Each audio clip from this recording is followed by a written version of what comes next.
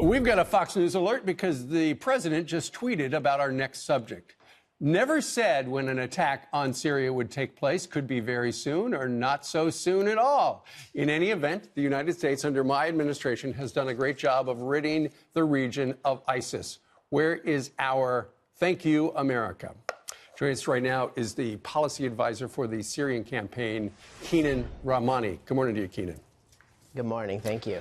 You like the fact that the President of the United States is talking tough, and it looks as if there will be a strike on Syria. I absolutely support President Trump in his promise for military action.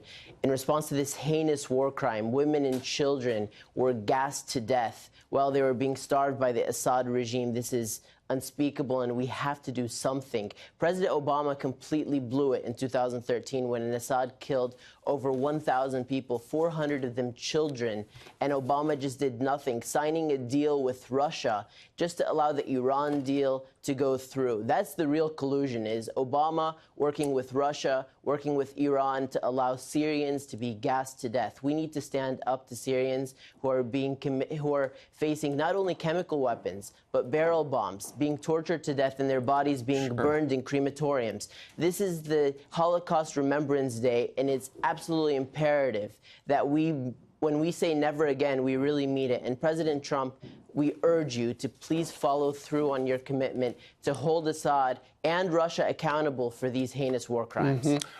Of course, he's making it clear with this morning's tweet, Keenan, that is his intention. But we were also talking about how there are all these internet conspiracies, and the Russians are saying we didn't do it, and there's probably an activist group that staged it. What do you think about that stuff? I mean, this is all just classic Russian propaganda.